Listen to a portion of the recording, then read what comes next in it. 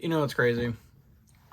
This would have made a great Spooktober deck profile, but for some reason I'm recording this in the middle of November. What's going on, guys? My name is Joe. This is the Duel Factory, and in today's video, I'm actually going to bring you an Eldlich deck profile. When info first came out, people were splashing like the Fiendsmith cards and God knows how many different strategies, and for some reason, my creative side of my Yu-Gi-Oh mind, and I use that word very loosely in terms of creativity, decided that the Fiendsmith cards could be played in the Eldlich deck and actually make it more viable and maybe a decent rogue pick, because Beatrice was still a legal card and it gave you access to either a Golden Land or Sanguine, whatever you're missing. And then I started looking at Silhouette Rabbit, which is essentially a tutor for any of your Golden Lands. So you could essentially, with a single engraver, make a Beatrice, send Golden Land to the graveyard, which gives you access to an Elixir being Sanguine. You could then pivot into a Silhouette Rabbit and set the Golden Land and have access to all your Eldlich cards without ever having to draw a single one of them. Now, that being said, since then, obviously Beatrice is banned, so we've had to pivot and alter and do some other things, but I still think it's a really cool rogue choice. What I will tell you is if you're looking to play a trap deck for a actual competitive, viable option, and I use that term very loosely, Labyrinth is definitely the better choice in terms of trap decks, but I like the Golden Lord deck. I played it a couple times way before doing this profile where I was successful. I actually topped 8 a regional with it back in 2000, I want to say 22. It's either 21 or 22, I can't remember. But this is going to be Fiendsmith, Eldlich, and Horus technically, because it gives you access to Engraver in a very convoluted way. But let's go ahead and get into the profile. So for the Eldlich cards themselves, while I'm thinking about too, I am still working on the lighting situation. Yes, I know there's a glare in the video. I'm still trying to figure it all out. We play 2 Golden Lord. I would like to only play 1, especially now since we have that new link too. Problem is when you don't have access to this card, the game's over. So we play 2 of it. And then for the Elixir cards, 3 copies of Sanguine, which is your E-Telly. 3 copies of Conquistador, which is your non-targeting pop. And 3 copies of Hakero, which is your non-targeting Deity Crow. And that's going to be your Eldlich part of the deck. The other supporting engines, I should say, 3 copies of Horus, Imseti, Glory of Horus. It's actually really good with the Eldlich cards, especially since you can draw any Eldlich trap or anything like that, discard it, put it in the graveyard, and it immediately gets online. You get an extra draw, get your Gold Sark, King Sarcophagus, and then any 2 monsters, obviously leads the Fiendsmith combo, which Imseti does all that. So it's a really high impact card. Also, in this deck, since we no longer have access to Beatrice, we're using this as one of the main bridges to do the Mill 9 combo that you have access to with the Zombie Vampire and Pilgrim Reaper. It just gives you more chances to see all your cards. The Mandatory Brick, where you play the 1 Happy Guidance of Horus, is just the best of their secondary Horus monster to play. And then 2 copies of King Sarcophagus. I thought about playing 3, just because it's a very high value card. And it also gives you more, having it gives you more access to your being able to Fiendsmith and Mill 9 cards.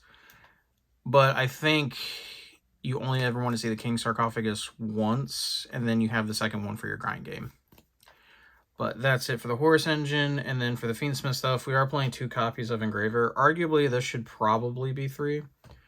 But I've been just running the standard engine of 2 Engraver, 1 Lacrima, and then 1 Lurie, 1 Tract, and then the Azarine statue.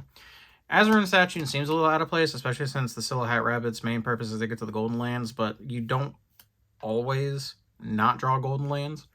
And you can set this on top of those and just have more versions of interaction. So I feel like it gives you more variety.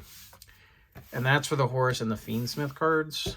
Now, the big thing with rogue decks is you have to be able to have either an edge in consistency, or you have to give them an unfair edge in consistency, right? And as you'll notice, Sanguine is a normal trap card. So we played off that, and we're playing 3 copies of Trap Tantalizing Tune, which gives us a little bit more added consistency to the deck. It also has a beneficiary effect where you can banish it and take one of your normal trap cards and put it to the bottom of your deck, which is really cool, which is a way to recycle your sanguines, which actually really comes up. And then because we're playing Trap Tantalizing Tune, we did, or I should say I did, go ahead and picked a array of normal trap cards to go with it. That way the number makes sense. Because if you add Sanguine plus the next 9 normal traps I'm going to show you, that gives you 3 normal traps for every copy of Trap Tantalizing Tune. So theoretically, when you see the card, you should also see a normal trap. So we played 3 copies of Destructive Daruma Karma Cannon, which I think is one of the best trap cards actually right now. Being able to put everything face down and send all links to the grave is actually a really cool effect. It's really good going into a board. It's really good in preventing boards. There's not much to say. We are playing 3 copies of Ice Dragon's Prison, which is really good against the Fiendsmith cards. It also is low-key pretty good against the Azamina cards, especially if they're in those situations where they're trying to recycle their Hallowed Azamina, and you can get a 2-for-1 where if you had to, you could take their Silvera if they're trying to recycle it, or the Rusialaga if they're trying to recycle it. And then sometimes, like, it's also like if you're going into the board, if they already have like the Silvera established, you can take one of those cards and then banish that, and then they lose access to that card. It's got really cool interactions. And then to tie it all together, we play 3 copies of Transaction Rollback, which, since we're attempting more or less when you start to do your mill 9 combo, this is one of the best cards to mill. It's fantastic to discard off of Trap Tantalizing Tune. And what a lot of people sometimes overlook when you look at this card, being able to use it to copy Sanguine is actually a really insane effect, because you can essentially create 2 Golden Lords for the price of 1 and half your life points. But I think it has some really cool interactions and stuff like that. And through gameplay and stuff like that, I've actually really liked this card. There's been a lot of situations where you want to open it, especially like going second, where you could theoretically, say if you had Sanguine, you could discard it and Golden Lord, send the card, set the rollback, use Golden Lord's effect, send the rollback, summon it, or out of hand and summon it, then transaction rollback the Sanguine, summon out another Golden Lord, and then you can just get to play ball, right? So that's really cool little interaction. And that's it for the normal traps and Tantalizing Trap Tune. And then we have to play, and it's Eldlich, right? So we have to play the unfair cards. So we play 3 copies of Power Sink Stone. We were playing 3 copies of Skill Drain, but as many of you know, that card went to 1 on a ban list. And Power Sink Stone is actually a very solid replacement card, seeing as you can actually turn it on during your turn or your opponent's turn, and it makes it very, very hard for them to play. And what made Skill Drain much better in Eldlich decks than other ones is Golden Lord and the Golden Lands play very, very well under Effect Negation, because Golden Lord's effect in the graveyard activates in grave. His effect to send cards activates in hand. And the Golden Lands are trap cards, not monsters, so they bypass the good old effect of Skill Drain since they come out as normal monsters.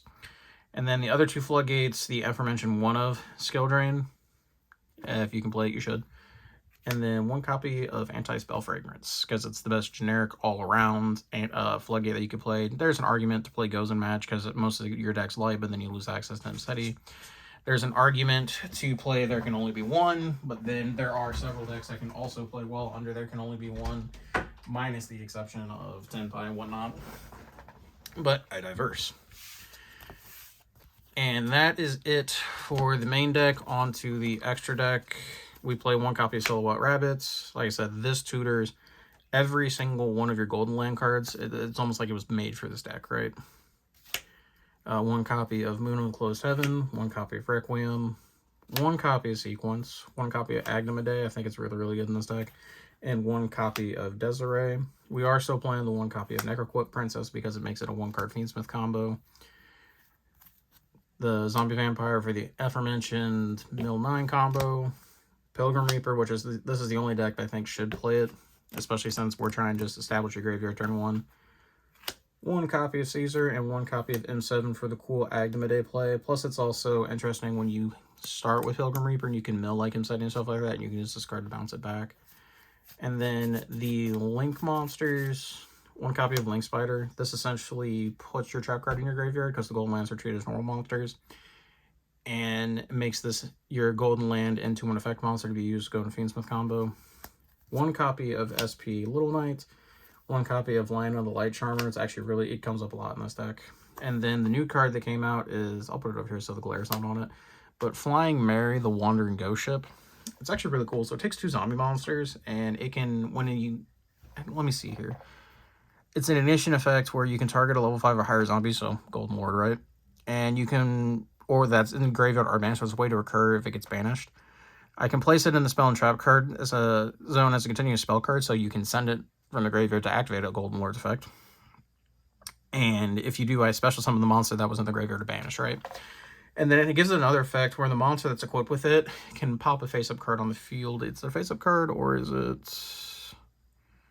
Well, you can target 1 level 5 or higher zombie monster you control, destroy 1 monster your opponent controls with attack less than equal to the monster's attack. So it can pop a monster basically less than Golden Lord, which is a really cool and unique effect, and I think it's a great addition to the deck.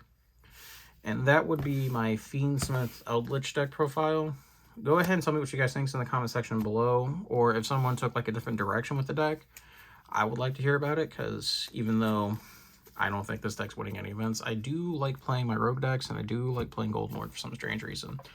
But again, let me know what you guys think in the comments. Obviously, if you don't want to watch, if you got to this far in the deck profile, which I do it on purpose, I'm going to be real with you, you can always go into the description box below, and you can see the actual dueling book link that actually has the deck list on the profile. But I'll catch you guys in the next one. Peace.